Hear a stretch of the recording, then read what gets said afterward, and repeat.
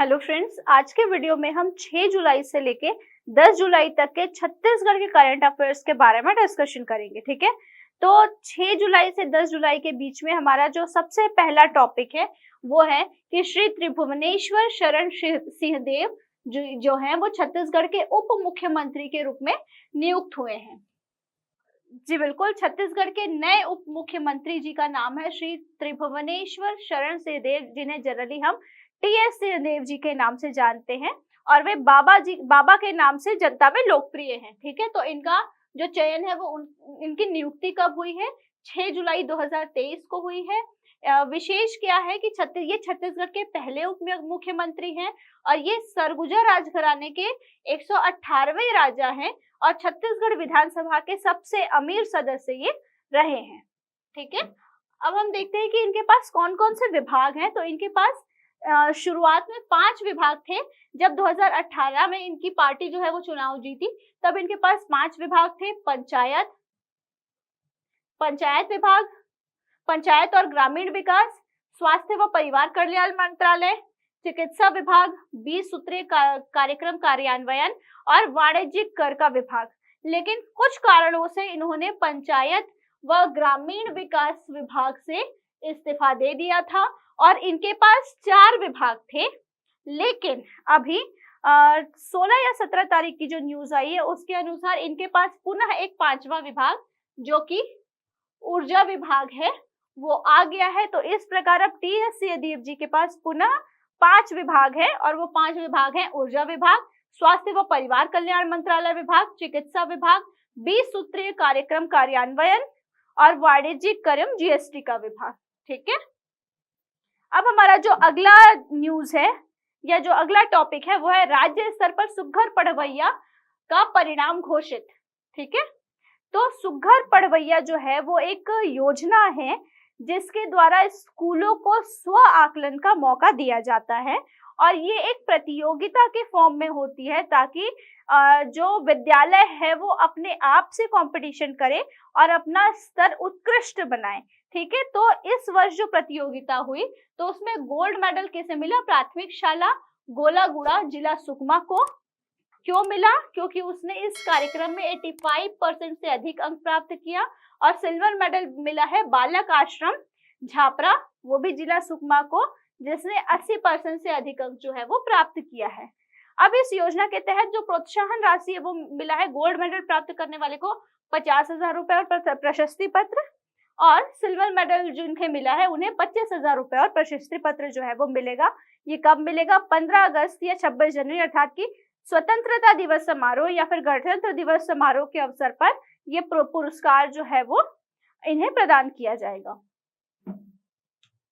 अब हम देखते हैं कि सुघ्घर पढ़वैया कार्यक्रम क्या है। उत्कृष्ट विद्यालय के प्रमाणीकरण की योजना। ठीक है, इसका अगर हम इन शॉर्ट डिटेलिंग लें तो वह ऐसा है कि विद्यालयों का स्व आकलन करने के लिए ये योजना बनाई गई है ताकि विद्यालय जो है वो स्व आकलन के द्वारा उत्कृष्ट बने, अपना आकलन करे और उसके बाद फिर उन्हें प्रोत्साहन के रूप में कुछ पुरस्कार राशि दी जाती है। इसमें किया जाएगा कि जैसे कोई एक विद्यालय है जो इस योजना के द्वारा अपना स्तर सुधारना चाहता है तो उसे एक वेबसाइट है उसमें अपने आप को रजिस्टर करना पड़ेगा।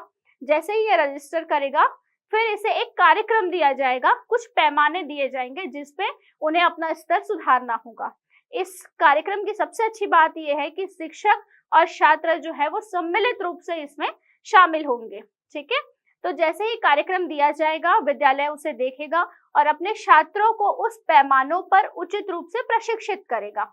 यदि जो शिक्षक है वो चाहे या विद्यालय है वो चाहे तो सरकार से प्रशिक्षण भी ले सकता है। इन चीजों के लिए सरकार जो है वो इन चीजों के लिए प्रशिक्षण भी प्रोवाइड करती है। अब यदि विद्यालय को लगता है कि उनके जो छात्र हैं वो पूर्ण प्रशिक्षित हो गए हैं सारे पैमानों पे, तो ये क्या करते हैं? इन्फॉर्म करते हैं।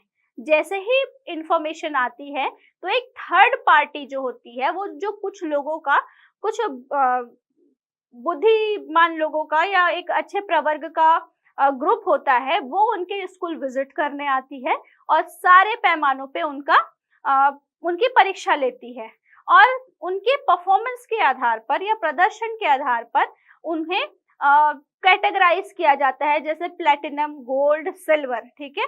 और उसके आधार पर जो रिपोर्ट प्रस्तुत की जाती है उसके अनुसार उन्हें क्या किया जाता है, प्रोत्साहन राशि और प्रशस्ति प्रमाण पत्र दिया जाता है। ये योजना बेसिकली छात्रों को और टीचर्स को प्रोत्साहित करने के लिए है कि वो जिस भी विद्यालय में या क्षेत्र में कार्य कर रहे हैं उसके वहां पर शिक्षा का स्तर जो है वो अच्छा बनाए और अपने आप से कंपटीशन करके स्वयं से अच्छा प्रदर्शन प्रस्तुत करें, ठीक है। तो ये हमारा सुघर पढ़वैया कार्यक्रम है। इसका प्रमाणीकरण कैसे होता है कि जो थर्ड पार्टी जो है वो आकलन करने आती है और आकलन में उसे 90% से अधिक अंक प्राप्त होते हैं तो उसे सुघर पढ़वैया प्लेटिनम का अवार्ड मिलता है। 85% से 90% में गोल्ड और 80 से 85% में उसे सिल्वर मेडल या सिल्वर का अवार्ड मिलता है। अब हमारा जो अगला टॉपिक है वो है बहादुर कलारीन सम्मान पुरस्कार देने का निर्णय, ठीक है। छत्तीसगढ़ शासन के द्वारा बहादुर कलारीन सम्मान देने का निर्णय किया गया है। आने वाले समय में इस सम्मान के लिए उचित आवेदन मंगवाए जाएंगे और ये सम्मान प्रस्तुत किया जाएगा। तो अब हम देखते हैं कि इस सम्मान को लेने के लिए कौन पात्र होंगे। तो महिलाओं के उत्पीड़न के खिलाफ संघर्ष, नारी उत्थान, ये इस क्षेत्र में उत्कृष्ट कार्य करने वाली एक महिला को ये पुरस्कार जो है वो प्रोवाइड किया जाएगा, ठीक है। पुरस्कार स्वरूप जो राशि है वो क्या मिलेगी कि 2 लाख रुपए और प्रतीक चिन्ह जो है वो पुरस्कार स्वरूप उन्हें मिलेगी, ठीक है। इसमें कोई आयु सीमा नहीं है, किसी भी आयु वर्ग की महिला जो है वो इसके लिए आवेदन कर सकती है। अब हम देखते हैं कि थोड़ा सा कि ये बहादुर कलारीन थी कौन जिसके नाम पर ये सम्मान प्रस्तुत किया जा रहा है। तो बहादुर कलारीन जो है वो कलचुरी काल की एक महिला थी जिनका वास्तविक नाम कलावती था। एक बहुत ही मशहूर कहानी इनकी है कि कलचुरी काल में या पौराणिक काल में मदिरा एक बहुत संपन्न व्यवसाय था। तो जो कलावती थी जो बाद में बहादुर कलारीन के नाम से प्रसिद्ध हुई, इनके पिताजी का मदिरा का व्यवसाय था। तो इनके पिताजी की दुकान में बहुत से प्रबुद्ध वर्ग के और बहुत से धनी व्यक्ति आते थे, राजा महाराजा और उनके दरबार से जुड़े लोग भी आते थे। जो कलावती है वो अपने पिताजी की मदद करती थी उनके व्यवसाय में, उनके दुकान में। तो ये रूप और गुण की धनी थी, तो इनके रूप से प्रभावित होकर बहुत से धनवान लोग जो है वो उनकी दुकान में आते थे। कई राजाओं ने इन्हें विवाह का प्रस्ताव दिया लेकिन इन्होंने ठुकरा दिया और वे लगातार अपने पिताजी के साथ उनके व्यवसाय से जुड़ी रही। अंततः उन्हें एक राजा से प्रेम हुआ और उनका एक बेटा हुआ, लेकिन कुछ कारणों से राजा ने उन्हें छोड़ दिया। कालांतर में जब इनका बेटा बड़ा हुआ तो उन्हें राजाओं से चिढ़ हो गई और इसीलिए वो राजाओं और जो धनाढ्य लोग हैं उनकी बेटियों से वो संबंध बनाते थे और उन्हें छोड़ देते थे। वो एक प्रकार से महिलाओं से चिढ़ने लग गए थे और यहाँ तक कि उन्होंने अपनी माँ को भी नहीं छोड़ा। तो इनके बारे में एक बहुत अच्छी लाइन प्रसिद्ध है कि जो बहादुर कलारीन है, कलावती का बेटा था, इसने महिला में माँ नहीं देखा, माँ में महिला देखा। तो ये हमेशा महिलाओं का अपमान करते थे, उनके साथ उनका शोषण करते थे। तो ये सबसे कलावती बहुत रुष्ट हुई और एक ऐसी सिचुएशन आई, एक ऐसा समय आया जब उन्होंने पूरे गांव को स्वयं भी अपने बेटे को भोजन पानी नहीं दिया और पूरे गांव को मना कर दिया कि कोई भी इसे भोजन पानी नहीं देगा।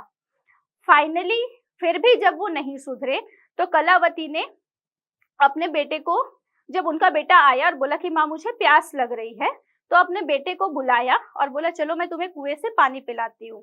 जैसे ही वो कुएं के पास गए उन्होंने अपने बेटे को भी धक्का दे दिया और स्वयं भी उसमें कूद गई और इस प्रकार कलावती के प्राण पखेरु उड़ गए और वो इतिहास में अपना नाम कर गई कि नारी के सम्मान से कोई समझौता किसी भी शर्त में स्वीकार नहीं किया जाएगा।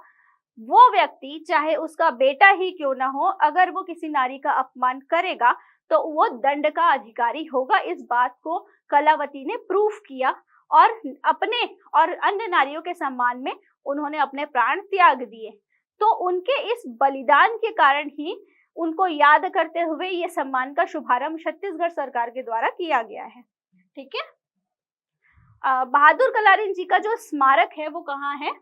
जो स्मारक है उसका नाम है बहादुर कलारीन की माची और ये चिरचिरी गांव जिला बालोद में है और ये जो स्मारक है वो 600 से 700 वर्ष पुराना है। अब जैसा कि हमने देखा कि इनका जो स्मारक है उसका नाम है बहादुर कलारीन की माची।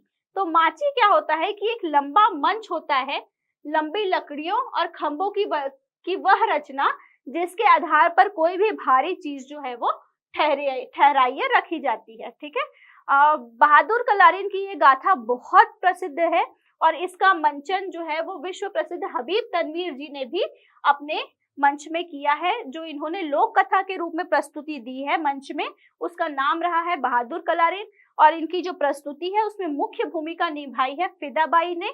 और बहादुर कलारीन जी की जयंती जो है वो 16 मार्च को कलार समाज के द्वारा मनाई जाती है। अब हमारा जो अगला टॉपिक है वो ये है कि वीरांगना रानी अवंतीबाई लोधी स्मृति पुरस्कार देने की घोषणा। छत्तीसगढ़ सरकार ने वीरांगना रानी अवंतीबाई लोधी स्मृति पुरस्कार देने की घोषणा की है।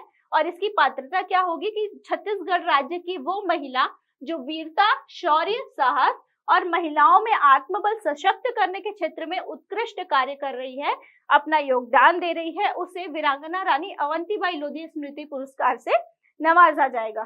ठीक है, पुरस्कार स्वरूप क्या दिया जाएगा? तो 2 लाख रुपए सम्मान और प्रतीक चिन्ह युक्त प्रतिमा जो है वो पुरस्कार स्वरूप दिया जाएगा और इसकी भी कोई आयु सीमा नहीं है।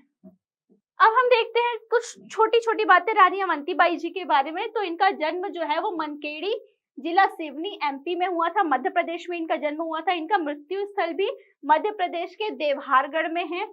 रानी अवंतीबाई जो है वो भारतीय स्वतंत्रता संग्राम 1857 की से संबंधित है। इन्होंने उसमें हिस्सा लिया था और इनका विवाह जो है वो राजकुमार विक्रमादित्य सिंह लोधी से हुआ था। ठीक है, अब हमारा जो अगला टॉपिक है वो है कि श्रीमती बिंदेश्वरी बघेल पार्क का लोकार्पण। ठीक है, अभी अभी न्यूज में आया है कि हमारे जो चीफ मिनिस्टर हैं श्री भूपेश बघेल जी ने अपने माता जी के नाम पे एक पार्क है उसका शुभारंभ किया है। तो ये शुभारंभ कब हुआ है? तो 10 जुलाई 2023 को शुभारंभ हुआ है। और ये पार्क कहाँ पे है? बालोद जिले के ग्राम भरदा में है। इस पार्क को हमारे जो सीएम है बघेल जी, उनकी माता जी के नाम पर समर्पित किया गया है। उनकी माता जी ने लोक सेवा के क्षेत्र में कई ऐसे कार्य किए थे जिसके कारण उन्हें याद करते हुए इस पार्क का लोकार्पण किया गया है। तो ये हमारी 6 जुलाई से लेकर 10 जुलाई तक के छत्तीसगढ़ के करंट अफेयर्स थे। आने वाले वीडियोस में हम करंट अफेयर्स के बाकी टॉपिक्स के बारे में डिस्कशन करेंगे। Thank you.